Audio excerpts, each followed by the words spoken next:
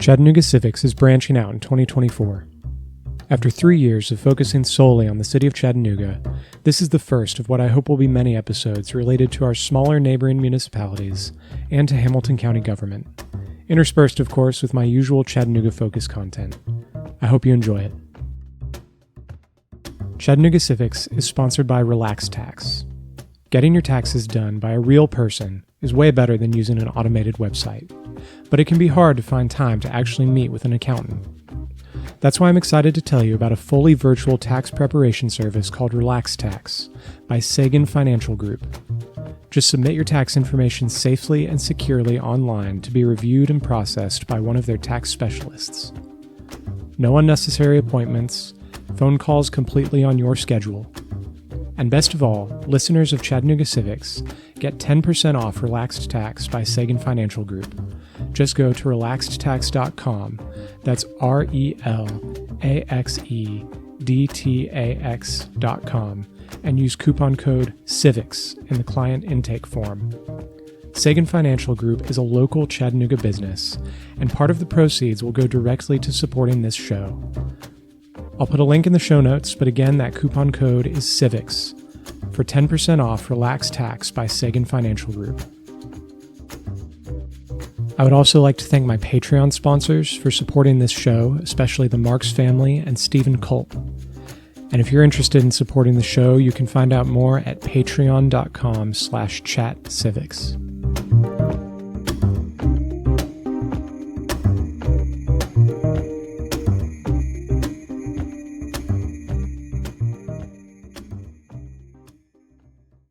Okay, well, I am Holly Berry, and I'm the mayor of the city of Red Bank, Tennessee, and I have been mayor since I was first elected in 2020, and I was just recently re-elected in 2022, and I have a 4-year term.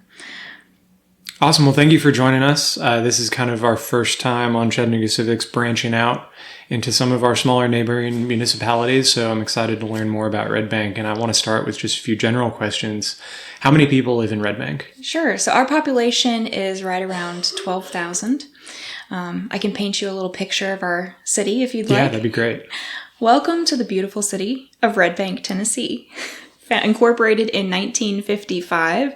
It was incorporated in order to actually avoid incorporation by the city of Chattanooga back when this was an unincorporated area. And they chose to do that and create their own city. It's only about 6 miles high, and about 1.5 miles wide. So pretty small, about 6.5 square miles in size. And we have become, since 1955, completely encapsulated by the city of Chattanooga. So as they anticipated, Chattanooga continued to grow and incorporate beyond and around our city limits. So we weren't a donut hole in the center of the city when we became a city, but since we incorporated and Chattanooga kept expanding, now we have become a little rectangular cutout that you might see on maps as a little grayed out area if you're looking at maps of Chattanooga on the northwest quadrant of the city, north of the river.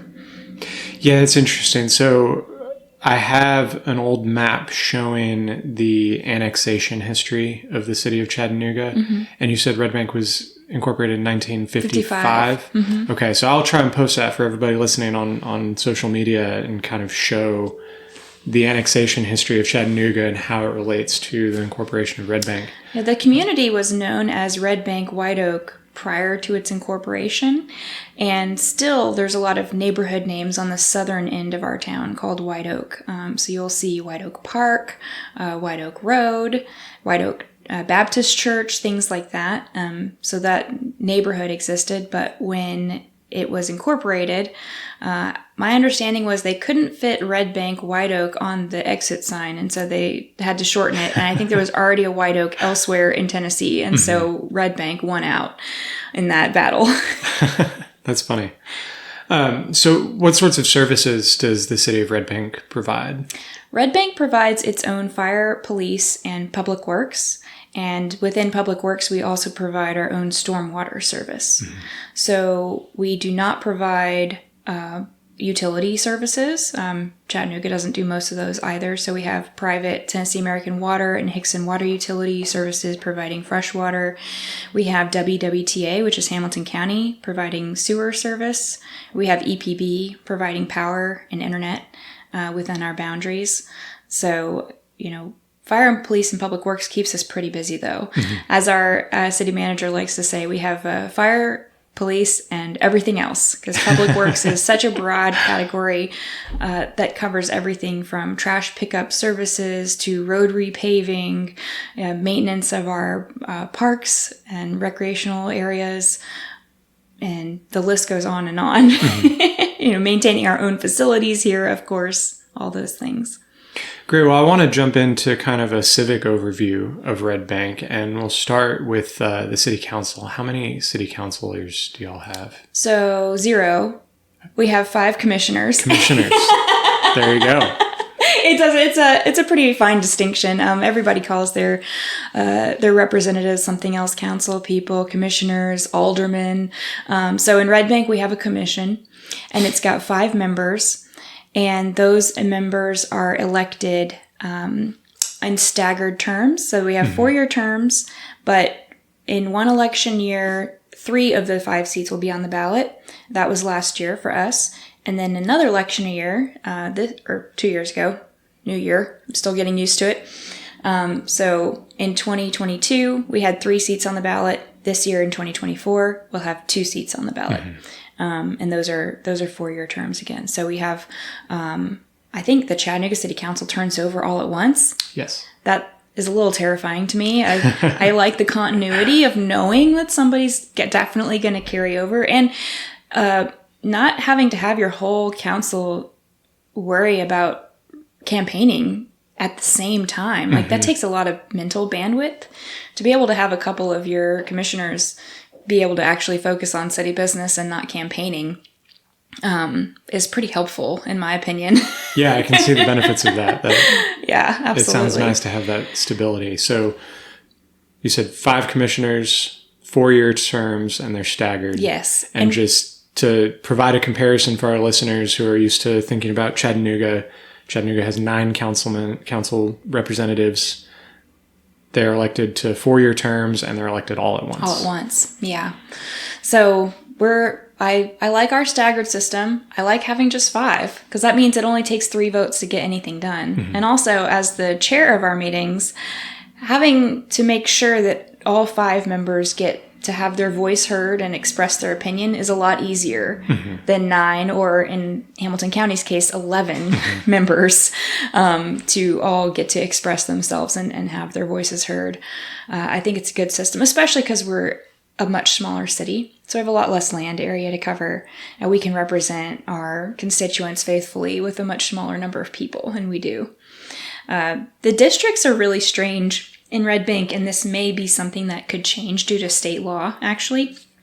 So the way that Red Bank elections have worked for those 5 commissioners since the city was incorporated in 1955, and the way it works in our charter, is that we have 3 districts, and 2 of the 5 seats are at large. Now, that's not entirely uncommon, but what is strange is that we have a hybrid system where the district that you live in only matters if you want to be a commissioner, only if you're a candidate. You have to live in that district to be eligible for that seat. However, all the seats are elected as if they are at large. So no matter what district you live in, you will see all the seats up for election on your ballot.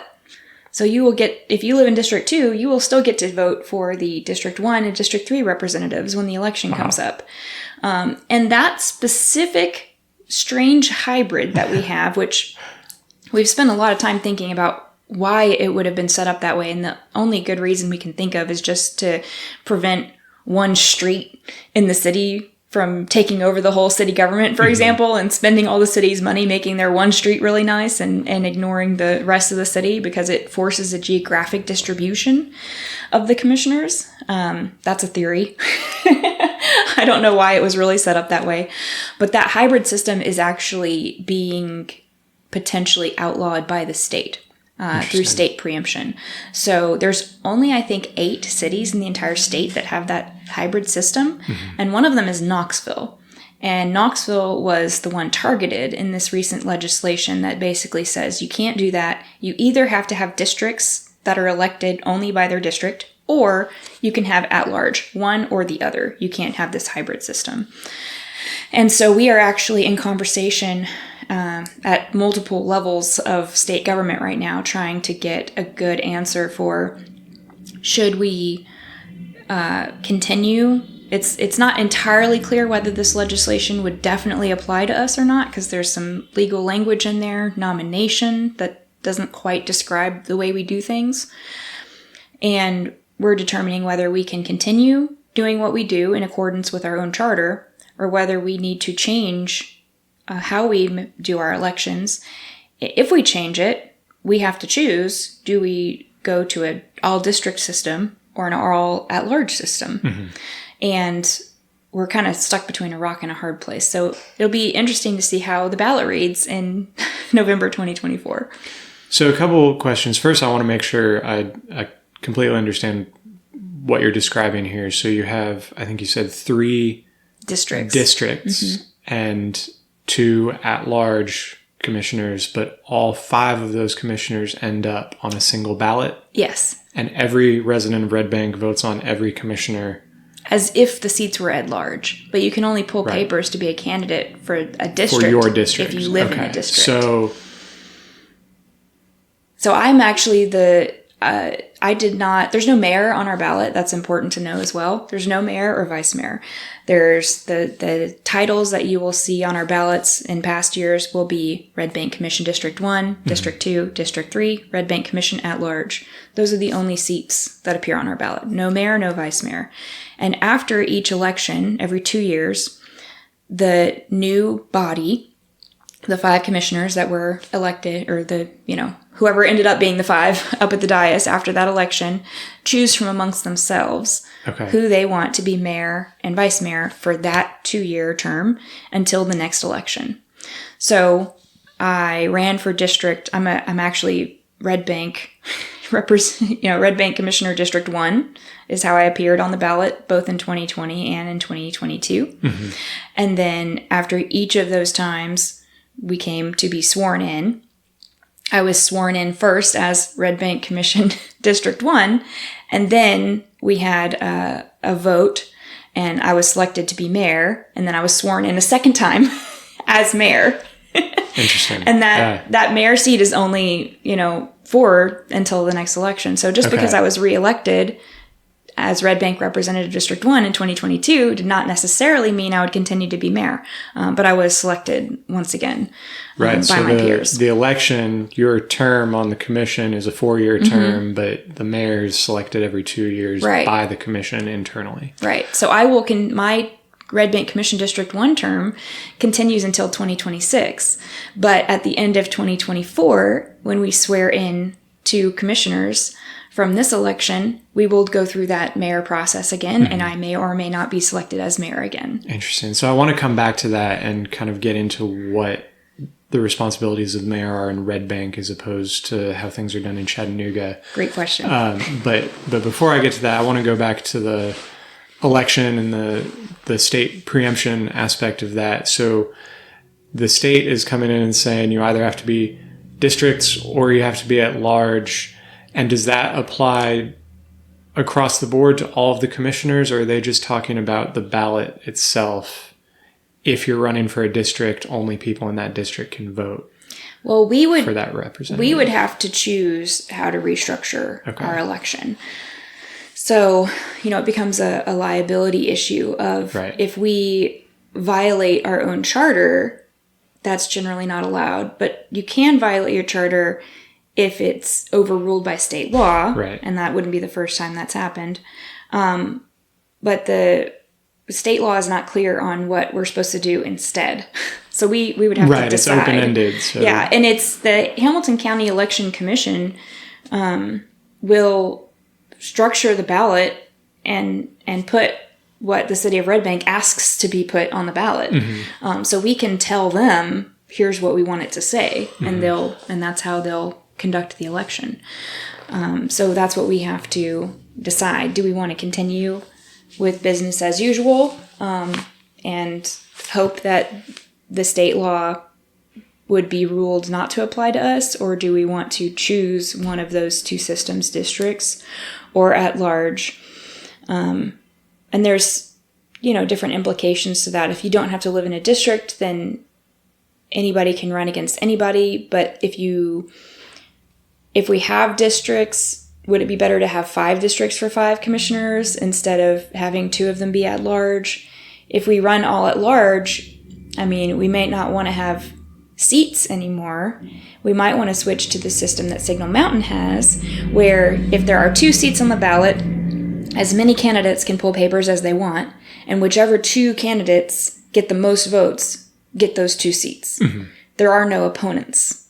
That's a pretty interesting way of doing things because, in my opinion, it creates a more civil election environment because you don't have an opponent to attack. You don't know who's going to end up.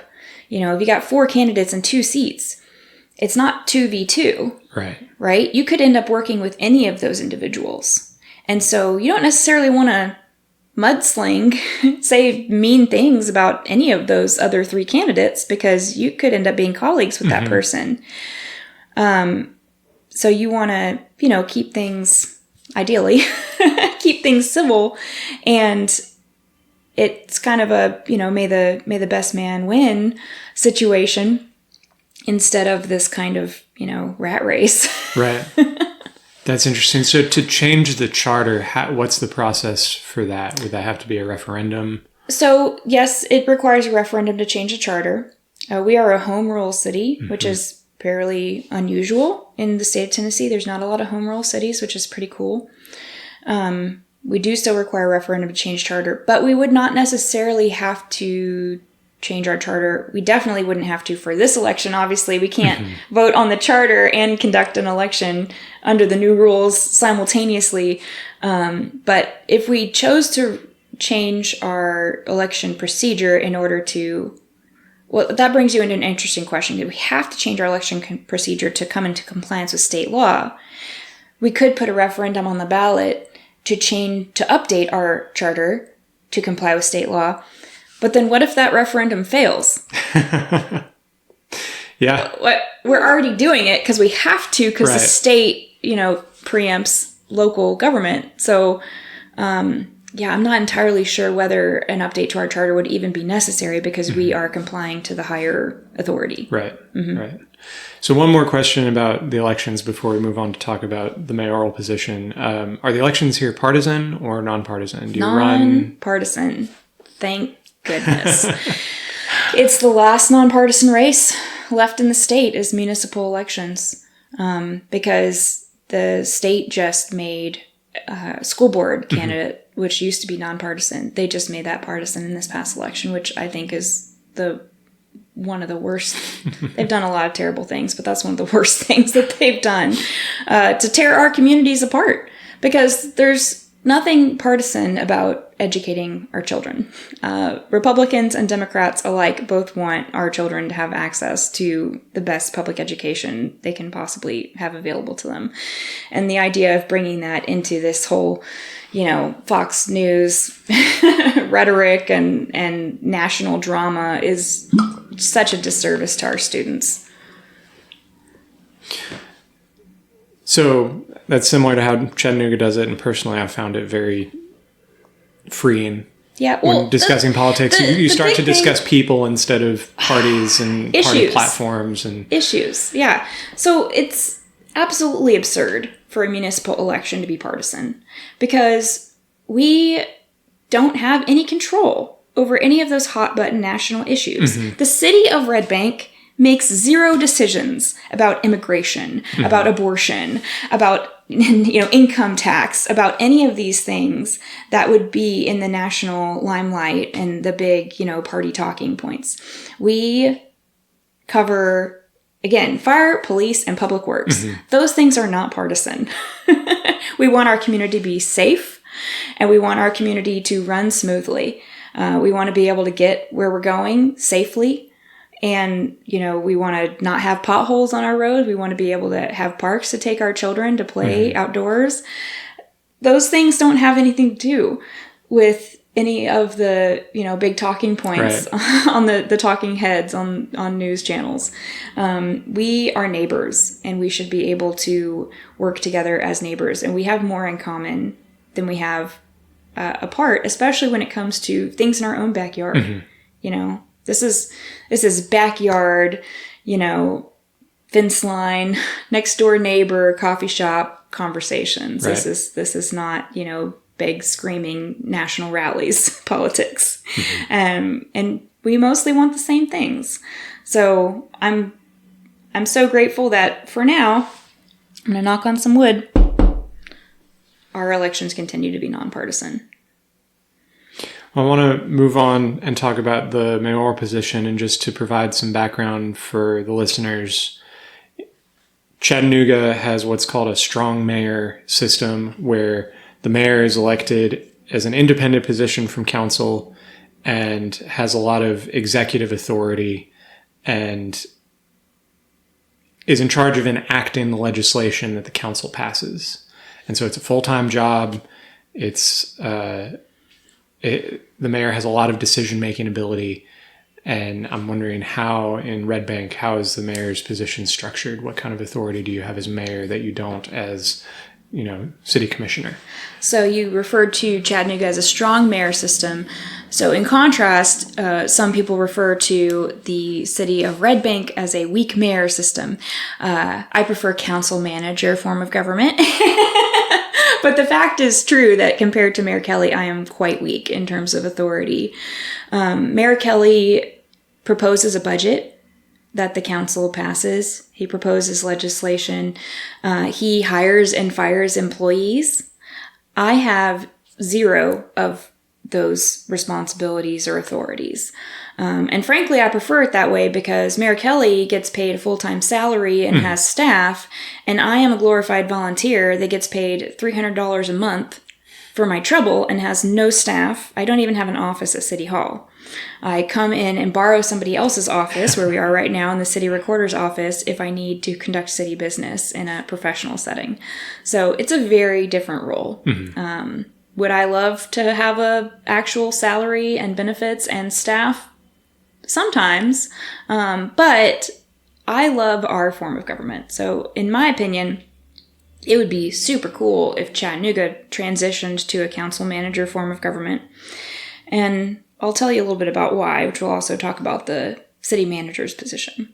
So you can't really talk about the mayor's responsibilities in a strong mayor system. You can't compare them to our city unless you talk about our city manager. So he has the responsibilities that Mayor Kelly would have in our city. So he, like we said, prepares a budget for our commission to pass. He proposes legislation or cues legislation up that our commission collectively instructs him to do. And he does hire and fire employees.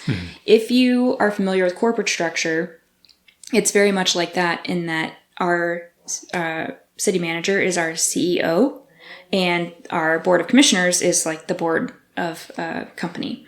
So we only collectively, the five of us, not any one of us, have one employee, and that's the city manager. And we hire and fire that one city manager. We have absolutely no authority to affect any other employee in the entire organization. That is up to the city manager. The beauty of that system is city managers go to school to be city managers.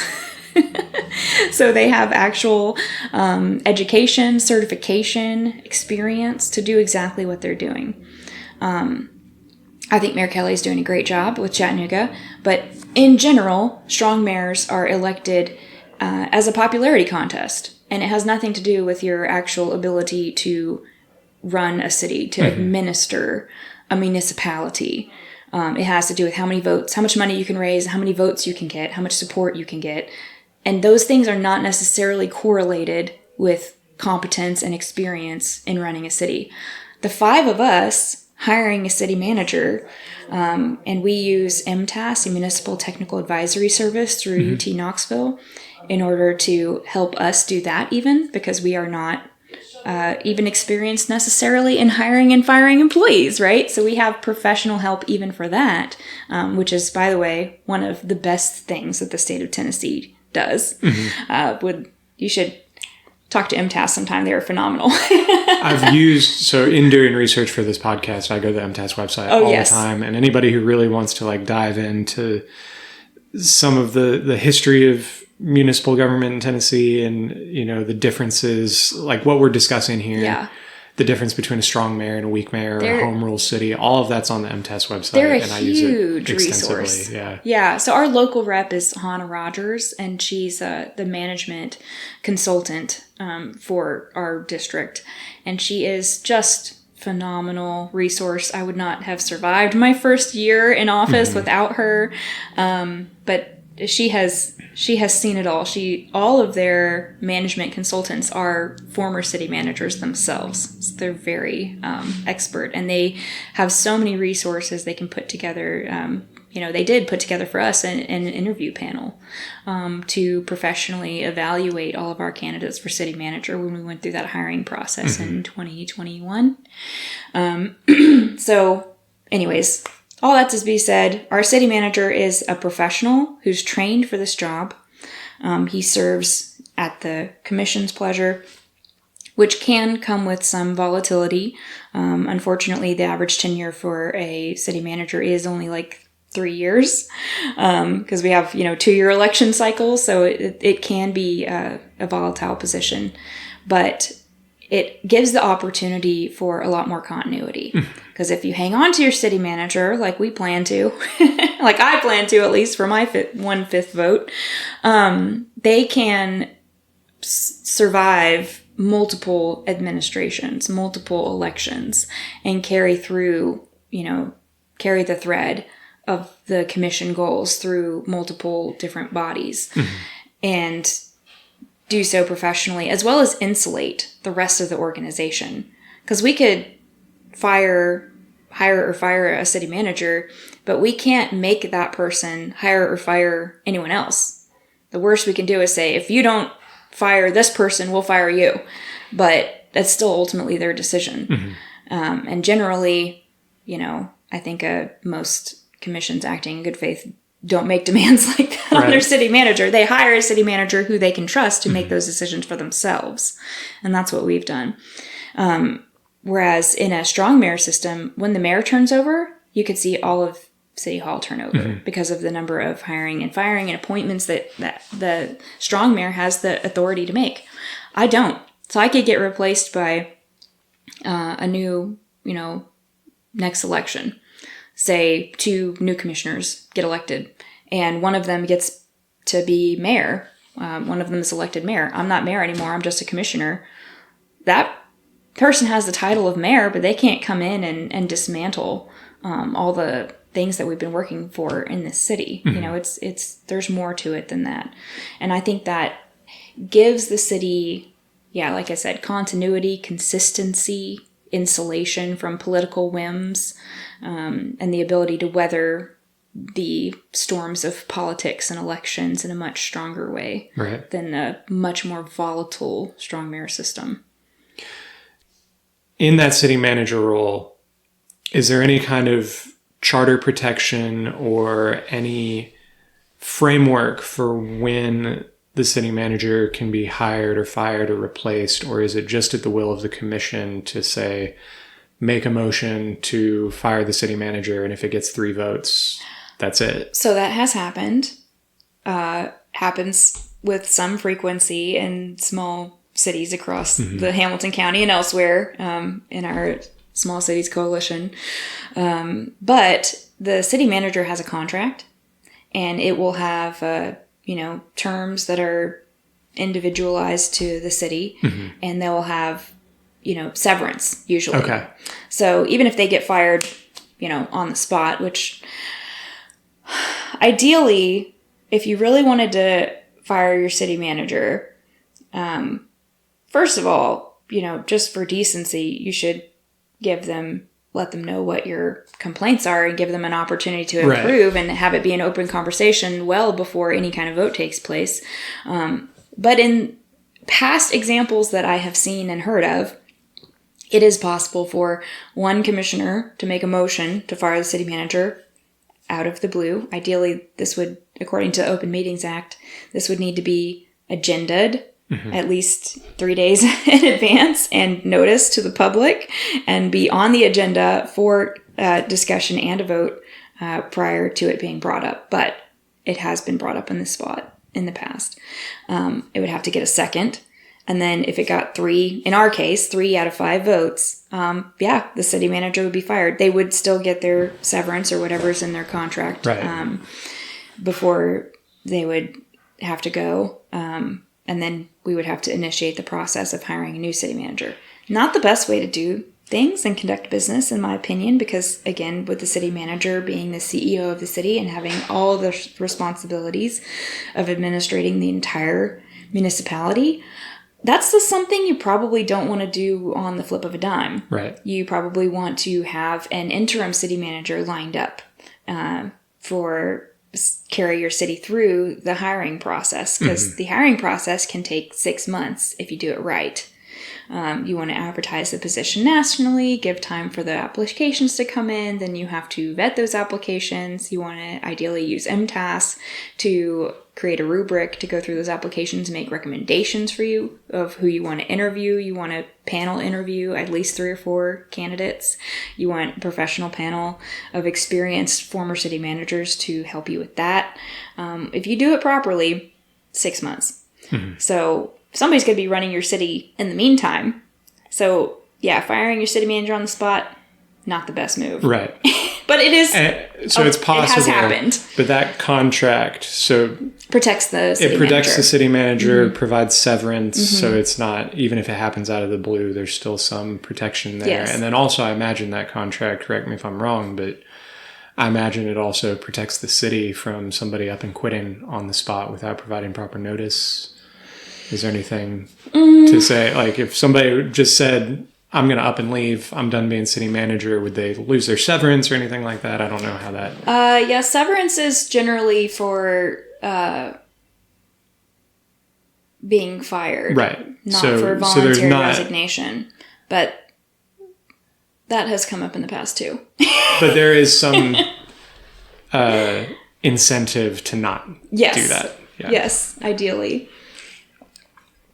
Ideally, if the city manager chose to leave, they would put in notice, and that gives the city time to find the interim and set up the process. Yeah, at least be there here long enough to establish an interim, and ideally long enough to give notice to allow us to begin the hiring process for a replacement and stay until that replacement is able to begin work. Right. That would be an ideal situation if a city manager were to choose to leave or retire. You know, some actually make it to retirement. It's of course they all make it to retirement, but some actually, you know, spend a career at a city. At one city. That's less common, but it does happen. Some cities are very fortunate to have very competent city managers who have been with them for decades. And that is the one thing that I find most interesting about the city manager form of government is you do end up with this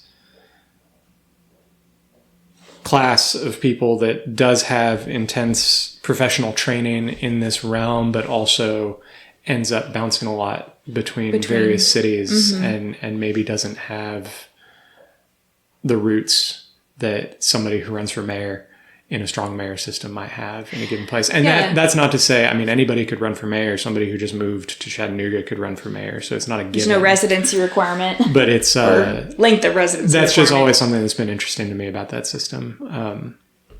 So given that the city manager has all of these roles that people who live in Chattanooga mostly associate with the mayor's position, that does beg the question, what does the mayor's position entail? That's a great question. So in Red Bank, being mayor primarily means that you are the chair of the meetings. So you conduct the meetings, you make sure everything stays orderly, you make sure everybody has the opportunity for their voice to be heard, all of the commissioners, and everything stays civil. And I also am one of 2 signatures on city checks. So I have to come in City Hall once a week and sign a big fat pile of checks. And it's like a checks and balances, you know, to make sure there's multiple set of eyes on money going out. And trying to think if that's the main thing, being the chair. And I serve on some other boards. So I'm a appointee to the TPO. Not even our county, but a multi-county region around us are all part of a transportation planning group. We coordinate projects that are being done for the transportation network cross-jurisdictionally. And I am a member of that. I was actually recently elected as vice chair of that board, which only meets every couple of months. But it does important work. It allocates federal grant funding across our region for transportation projects. We applied for a Safe Streets for All grant as a TPO, and the constituent municipalities such as Red Bank signed on as co-applicants and supporters to that grant, and we were awarded it, which is pretty exciting. So what that means is we got a considerable amount of federal funding to identify safety issues across our region, and signing on as a partner means if one of those key hazards is identified in your jurisdiction, that you will agree to cooperate to take that money and do that project to alleviate that safety concern. So that was pretty cool to be a part of. I really enjoy being a part of that because transportation is a particular love of mine. Safe transportation. And for anybody wanting to learn more about the TPO, that was one of my earliest interviews, episode 20-something. Melissa Taylor?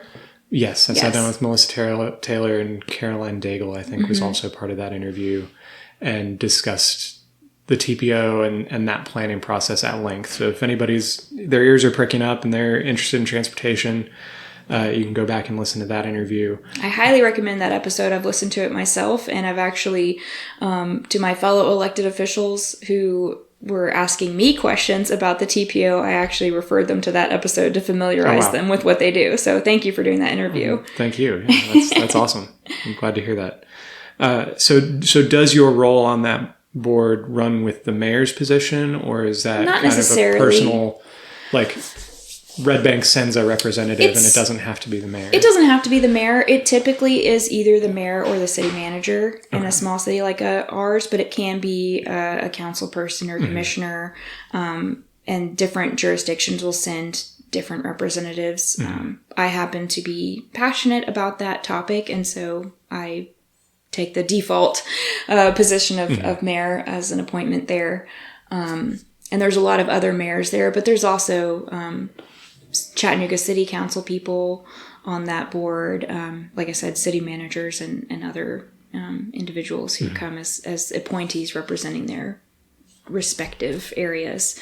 I will say, because that area is multi-county, there's, 1,000 something votes to vote on any topic there. And I think I represent 3 votes based on the population of Red Bank. So I don't actually hold that much sway in that body, but I'm really passionate about the topic. So another board I'm thinking of off the top of my head, in Hamilton County and Chattanooga, we have a shared planning commission, and the mayor of Chattanooga and the mayor of Hamilton County each get a designated seat on that planning commission. Is there anything similar here? RPA?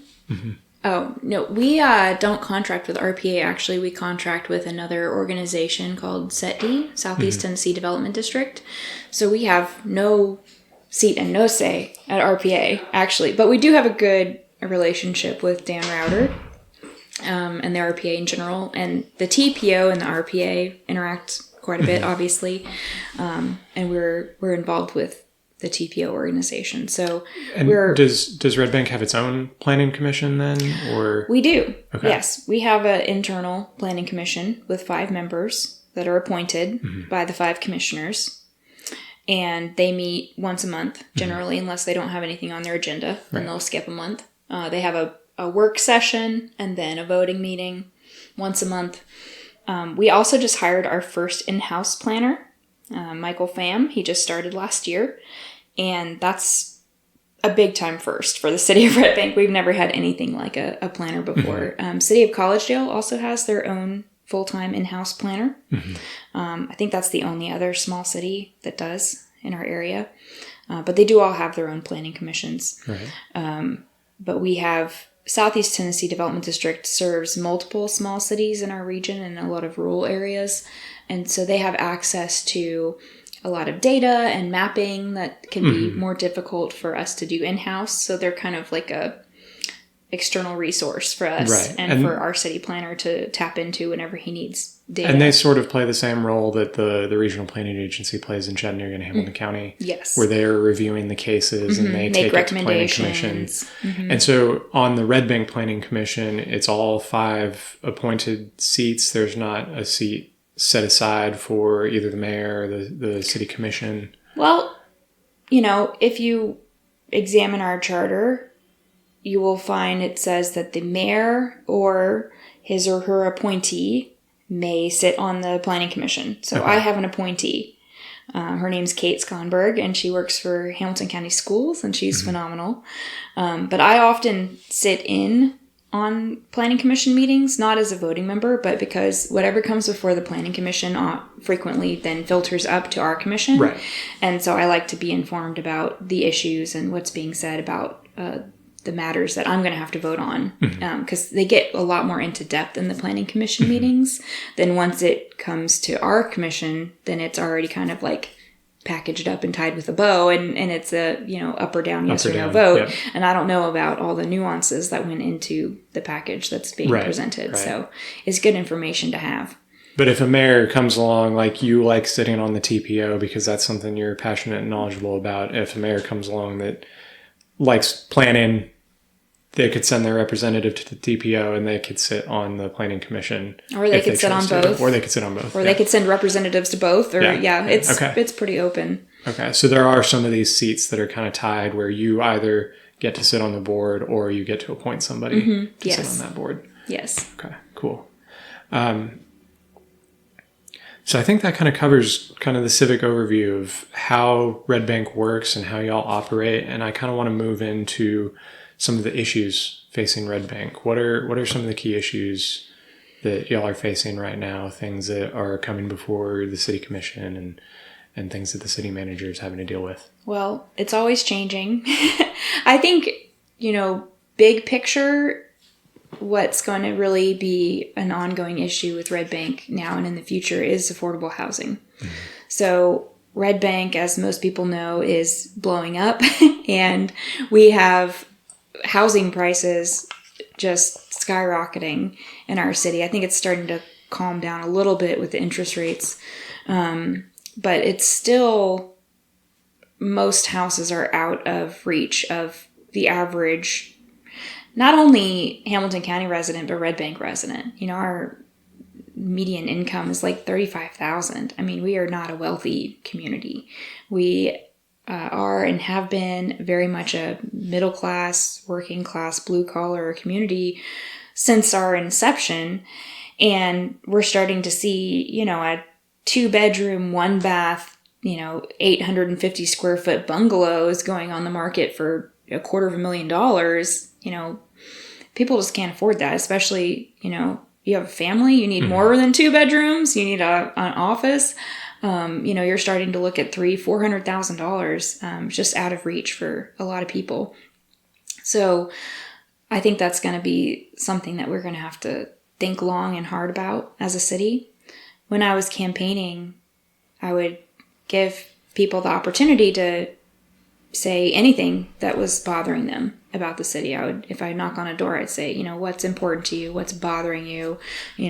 What matters to you in Red Bank? And frequently I would hear people express concern about, they're packing too many houses and, they're taking these tiny lots and they're packing as many houses as they can on these tiny lots. And, I don't like it. And that's not who we are as a community. But I found that if I talked it out with them, I think they could often begin to see the complexity of the issue. because we have currently in Red Bank, and this is something that our comprehensive plan that's in progress now is going to take a deep look at. We currently have a lot size minimum and we have a square footage minimum. So it's actually illegal to build a house under 1,400 square feet. Wow. In most of Red Bank. So in our R1 zone, which the majority of our city is zoned R1, you can't build a smaller house than that. The average existing home in Red Bank is only 1,100 square feet. So it's currently illegal to build the average existing home in the city in most places. I have friends who live in 900 square foot homes in Red Bank that are grandfathered in, obviously. What if that house burns down and they have to rebuild? Then they have to rebuild a 1,400 square foot house. Will it even fit on their lot? Can they afford to build a house that big? Will their insurance cover a 50% larger house? Probably not. So that's something that we need to think about. But when I walk people through, let's say a developer found a perfectly flat, ready to build, developable lot that was the minimum size allowed. Already, I think you're well outside the realm of possibility. There's no structure on it that you have to demolish. It's not on a slope that you're going to have to remediate. There's not any kind of issues of any kind. Okay, you found the unicorn, you found this lot. And then you build the absolute smallest house you're allowed to build, 1,400 square feet.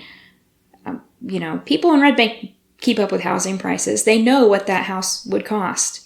Probably brand new construction, 1,400 square foot on, quarter acre lot. We're talking 300,000 plus. I say, can you afford that? I can't afford that. I paid just under 200 for my house when I bought it in 2015, and I could not afford to buy it today. I couldn't have afforded to buy it several years ago. It had already exceeded what my husband and I could afford. So who is buying that house then? Right. Probably somebody who's coming in from out of state. Maybe they're making California wages, working remote, and they can live anywhere they want, and they can sell their $1.2 million house in California and pay cash for this $300,000 house plus $450,000 house maybe, and it's an upgrade for them and cash in the bank. Easy peasy. But our wages have not been rising in Hamilton County. So what's more important to you, looking around your neighborhood and seeing a bunch of big houses on big lots all spread out, or looking around your neighborhood and knowing that the people that teach your kids, the people that serve your coffee, can afford to live in your neighborhood with you, right? Or do we want to be an affluent city? Is that the identity that we want to have in 10, 20 years? Because if we keep to our current zoning and land use regulations, that's all we're allowing to be built. We will make ourselves another Signal Mountain on the ground.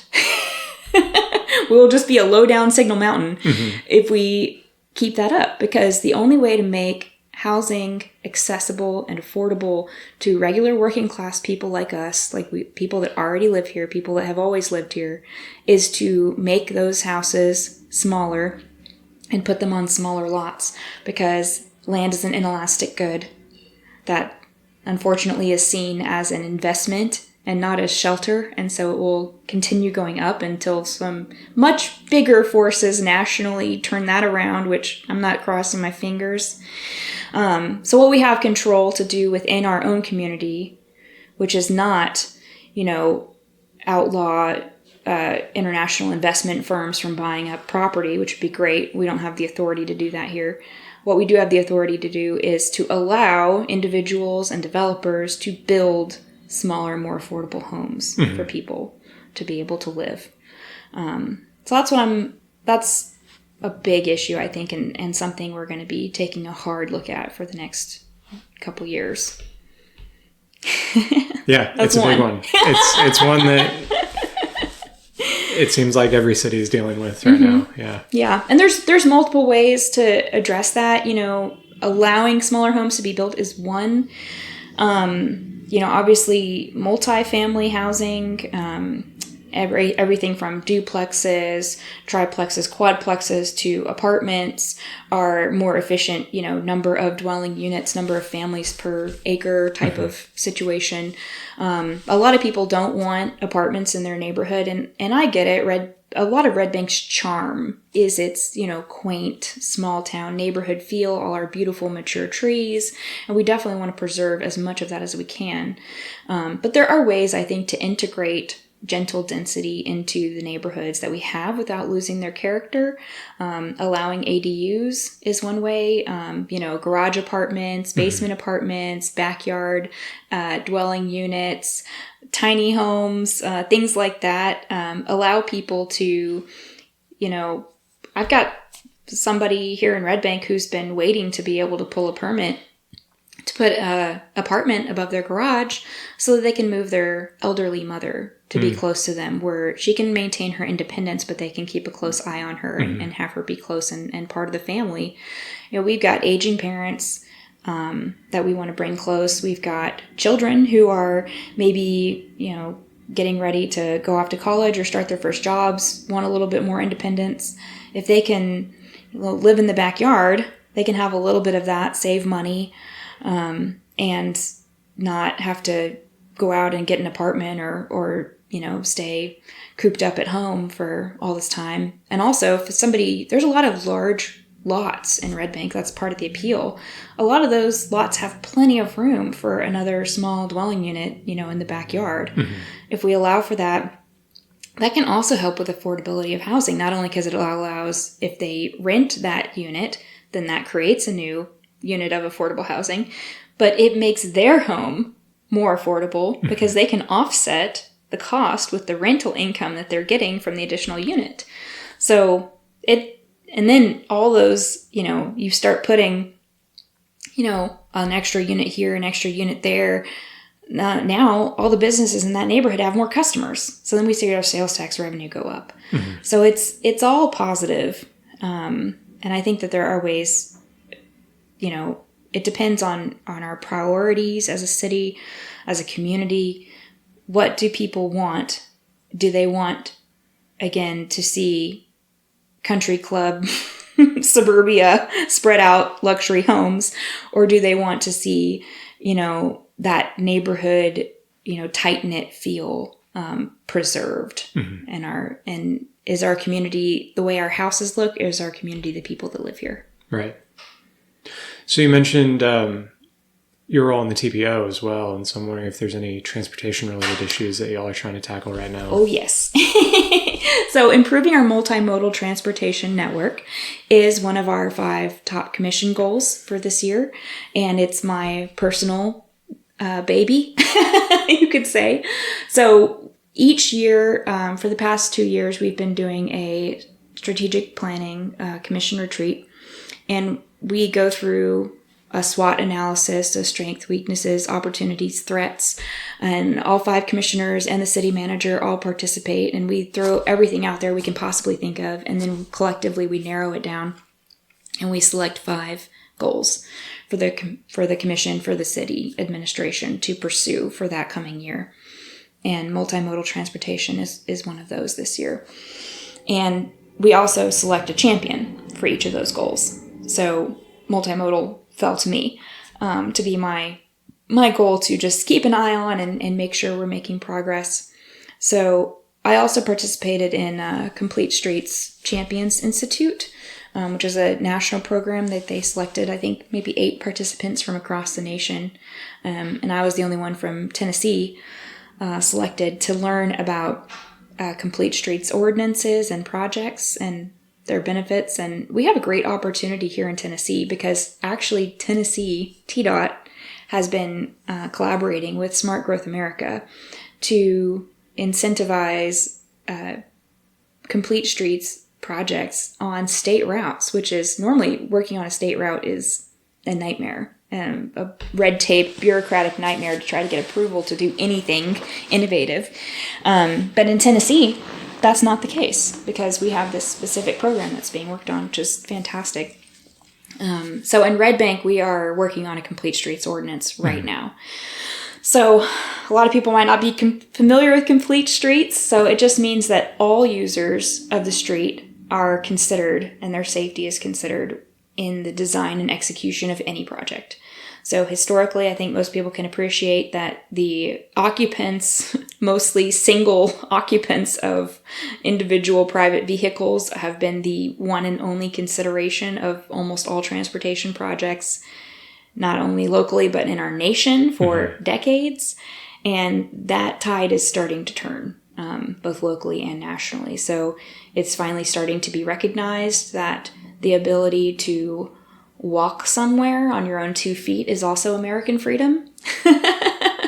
Being able to drive there is great, but being able to choose whether you walk or drive or bike or take transit is even more freedom, and even more American. So the ability to do that safely and the ability for all people to be able to do that regardless of, means, opportunity is really important.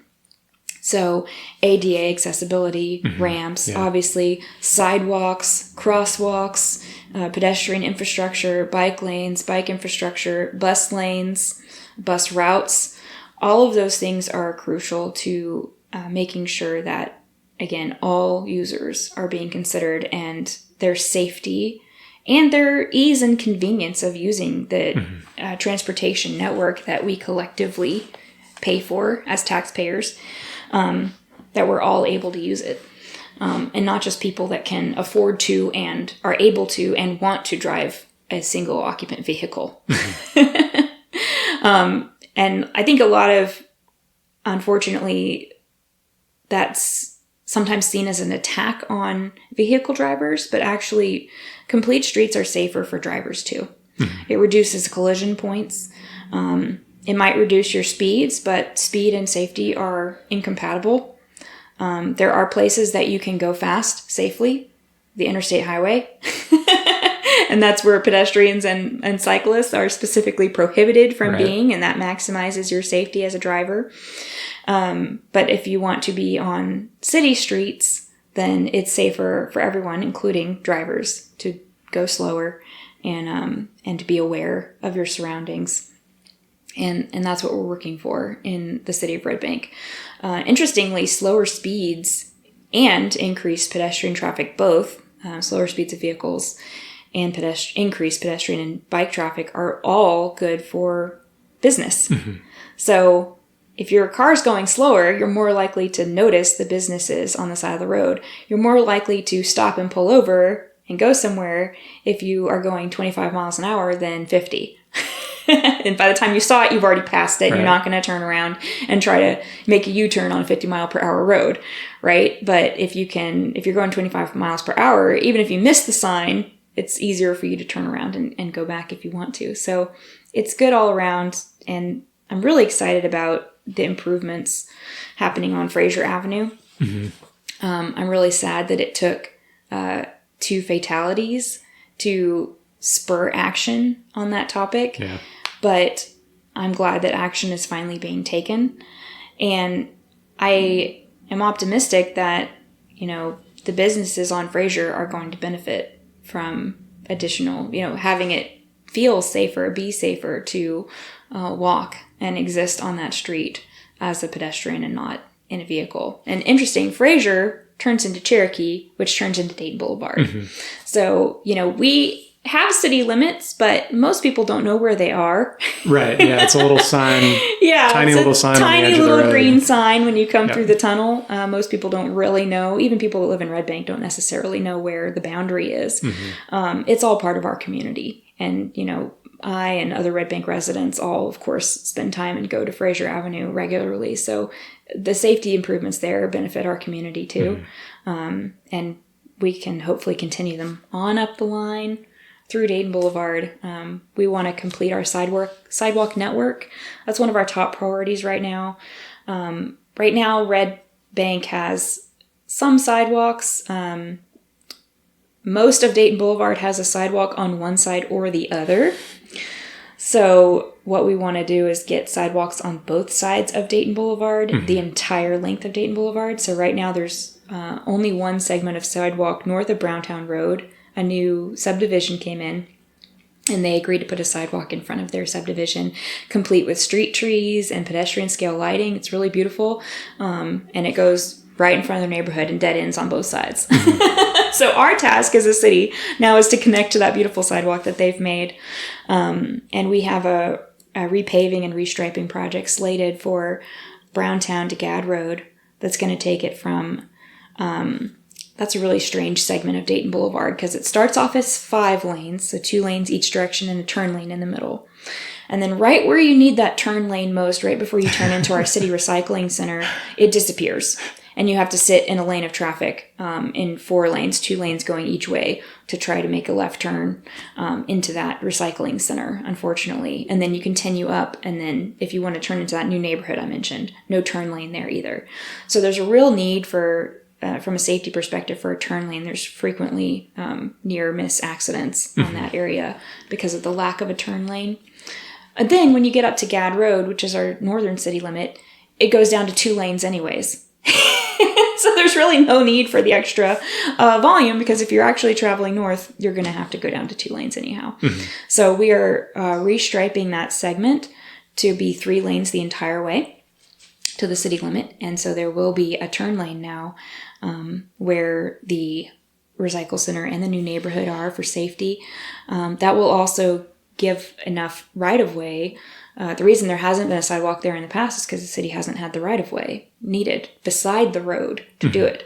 But if we take it down to 3 lanes, then suddenly we have the right-of-way existing that we need to finally add that missing sidewalk segment. So that's an exciting project I'm really looking forward to. And then we want to continue that network all the way up and down Dayton Boulevard. And we have a pavement condition index in progress. And we have a sidewalk condition index in progress as well. It's going to map our existing sidewalks and grade them. So if we have, improvements, repaving needed there too, it's going to be part of the consideration, not just roads. Right. Not just roads, not just cars, everybody. So all of those projects are, I'm just itching to get them started, get them finished. That's exciting. Does Red Bank partner with CARTA at all? So we have a CARTA caravan service in Red Bank for paratransit. So if you are over the age of 65 or temporarily or permanently disabled, you qualify. You can go online and apply for the CARTA service, and it's curb to curb. So you schedule it in advance, and then they will pick you up at your home and deliver you exactly where you want to go.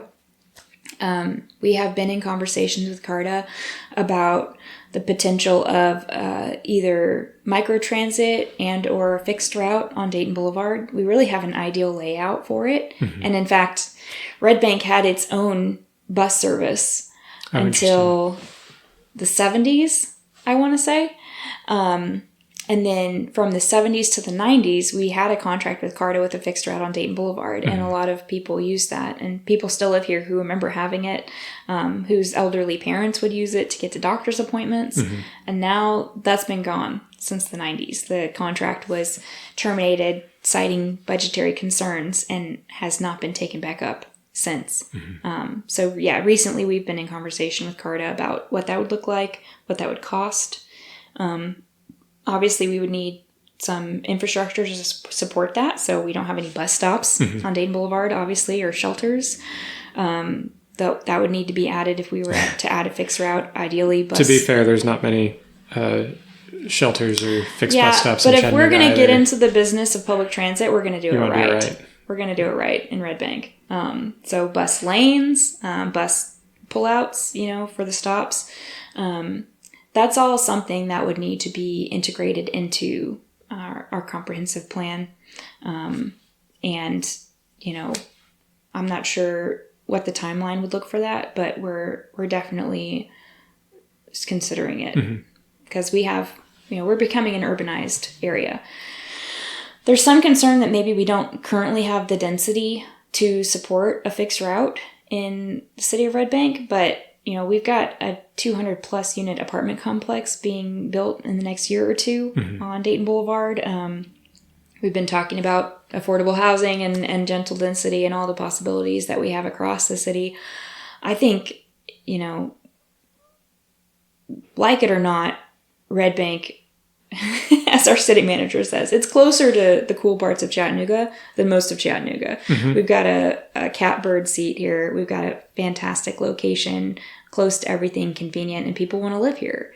And more people want to live here than are currently able to live here. And so I anticipate the density increasing in our city for sure in the coming years.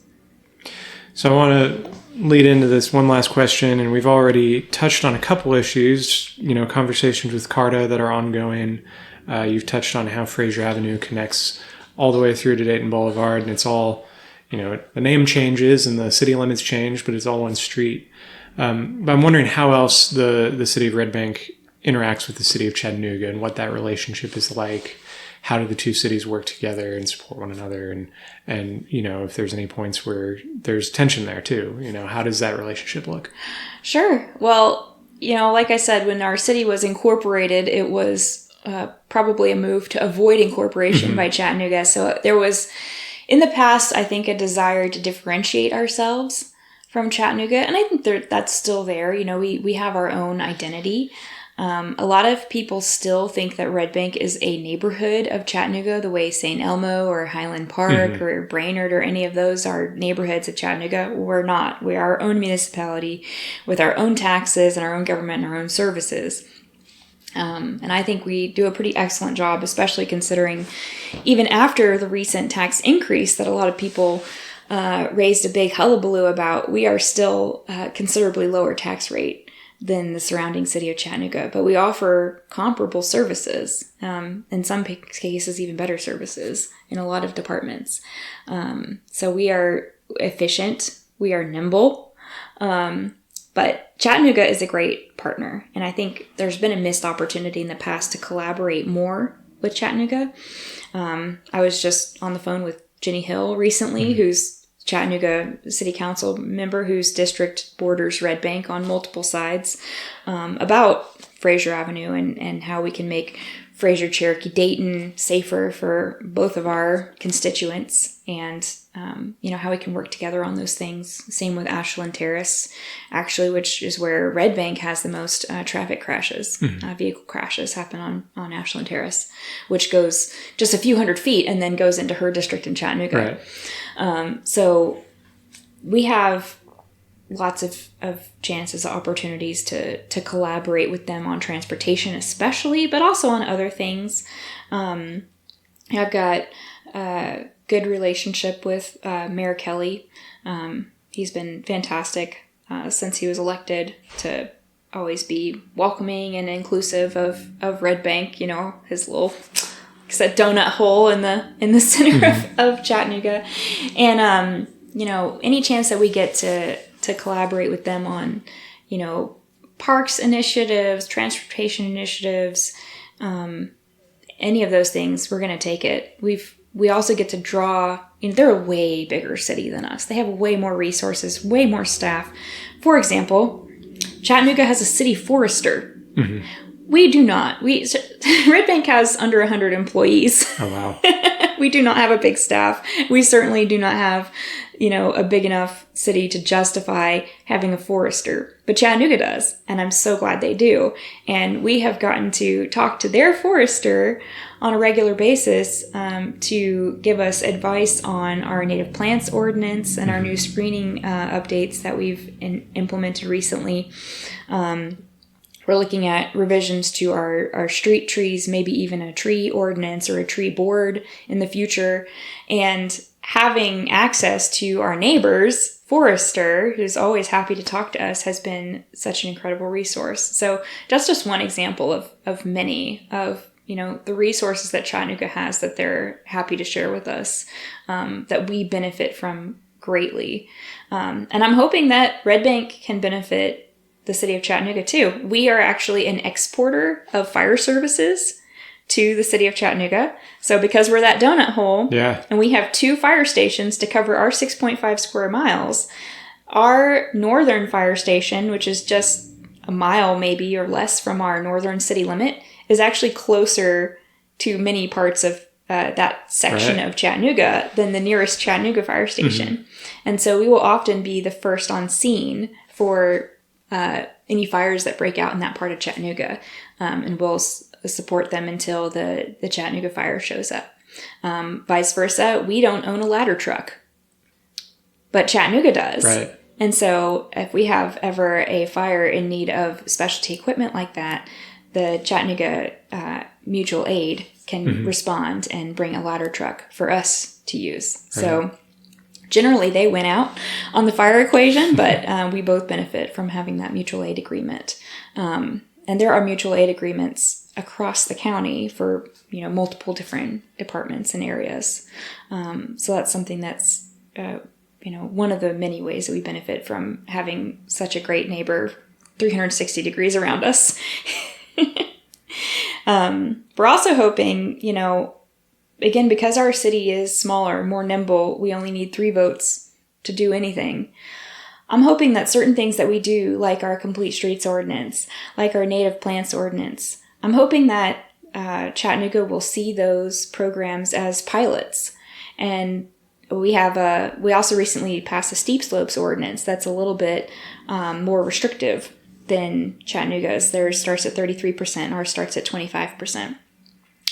So I hope it gives a test case opportunity for them to compare, contrast how things are going here, how new legislation is being implemented and received by the community, by developers, and give them the opportunity for sample legislation if they should ever choose to take up similar initiatives. They have a very close neighbor to point to and say, well, it worked here, so maybe we can do this too. Great. Well, that was all very interesting. Where can people learn more about Red Bank and, keep tabs on all of these developments, Sure. Things going on in transportation and zoning and all these other things. There's a lot going on. Yeah, there's a lot going on. So we have, of course, the city website, redbanktn.gov.